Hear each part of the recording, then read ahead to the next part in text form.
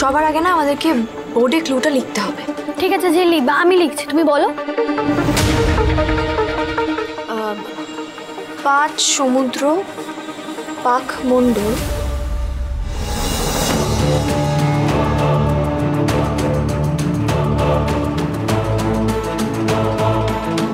উচ্ছে বেগুন পটল মূলো।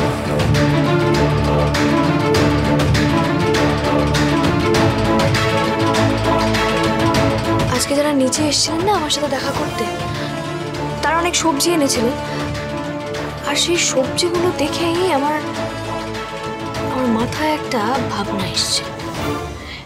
এই ধরুন আঙ্কেলের ক্লুটা, ওটার ফার্স্ট লাইনটা আমরা মিলিয়েছিলাম, আপনার মনে আছে মিস্টার সিংহ রায়? প্রত্যেকটার আগে স্বাদ বসালে একটা মিল হচ্ছিল, ঠিক তেমনই পরের লাইনটায় একটা অমিল আছে।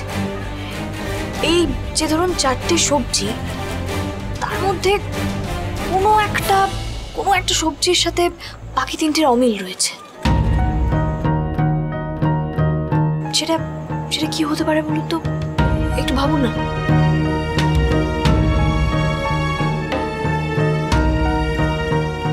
উচ্ছে তেতো। হ্যাঁ ঠিকই বলছেন, কিন্তু সেটা তো কোনো দিকে ইঙ্গিত করছে না। আর কিছু হতে পারে, তোমরা একটু ভাবো না। বেগুন খেলে তো অ্যালার্জি হয়। না না, সেটা না।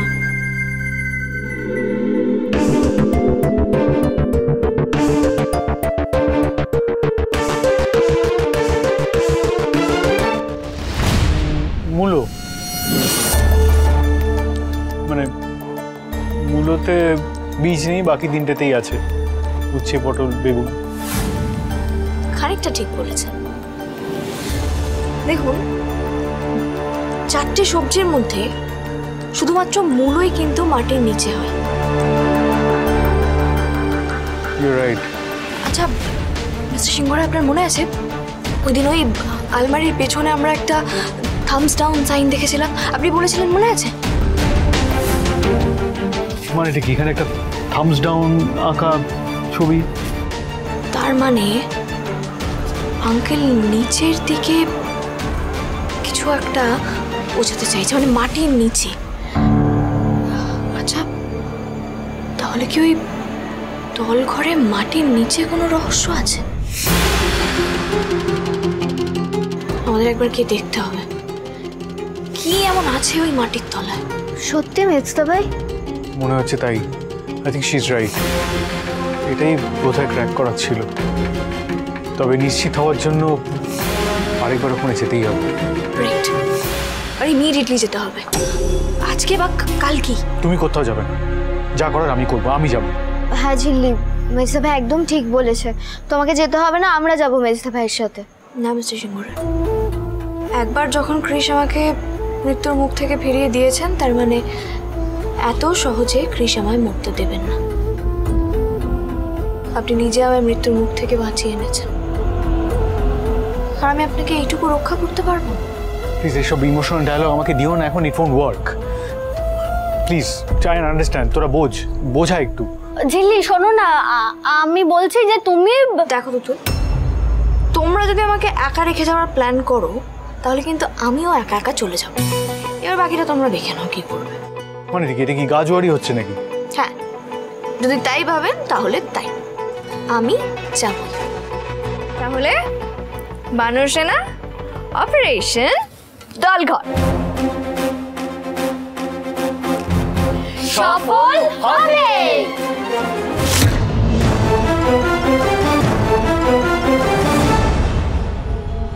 খেয়ালি, শুনলে তুমি? এত বড় প্ল্যান আমি কিছুতেই সাকসেসফুল হতে দেব না। পিস্তা বাজে ব্যাপার। সবকটাকে সবকটাকে কেন? সবকটাকে মেরো না। দেখো আমার ছেলে মেয়েটাও তো রয়েছে না, আর রিঙ্কিটা তো দুধ ভাত কিছু বুঝে না, জানে বলো তো। ঋষিও কিন্তু একদমই দোষী নয়, আসল বিষ হলো এই ঝিল্লিটা। বিষটাকেই উপরে ফেলতে হবে। ঋষিস ঝিল্লিস দুজনকেই। হ্যালো পাপাস, হে প্লিজটা গন্ডগোল ব্যাপার।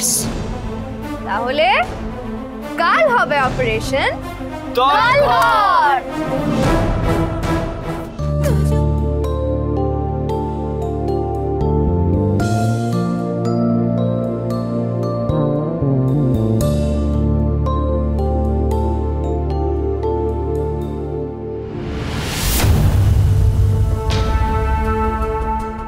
শোন না, বলছি আজকে রাতে বসেই কিন্তু প্ল্যানটা করে নিতে হবে। হ্যাঁ বড় মা, কালকে আমার একটু লেট হবে, অফিসে একটু রাত হবে।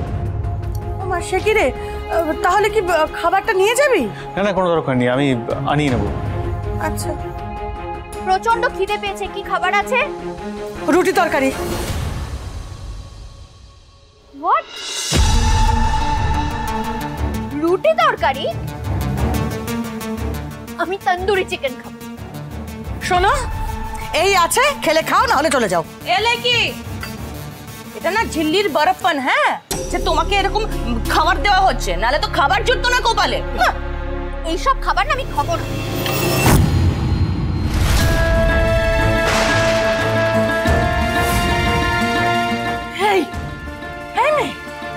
তুমি খাবার ফেলে দিচ্ছ?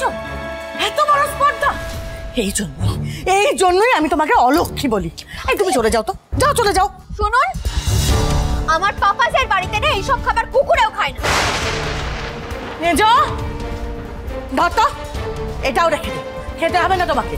শোনো, আমাদের বাড়িতে না আমরা কোনো প্রাণীকে অভুক্ত রাখি না। মানুষ তো ছাড়া তোমাকে প্রাণী বলেই মনে করি না, আর যাদের প্রাণী বলেই মনে করি না তাদেরকে আমরা খেতে দিই। এর ফল সব খড়ায় গন্ডায় পাবেন।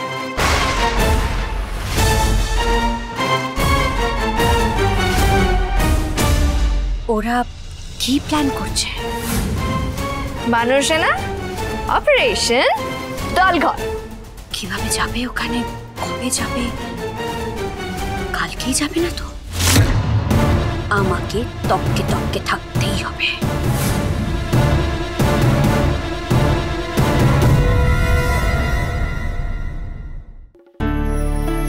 শোনো, এগুলো বুঝে নাও, যদি বা আমি সব ব্যবস্থা করে দিয়ে যাব। তোমার এটা হলো লাঞ্চের আগে, এটা লাঞ্চের পরে। আচ্ছা, এইটা হচ্ছে তোমার বিকেলবেলা চা জল খাবার ঠিক পরপর, আর এইটা ডিনারের আগে।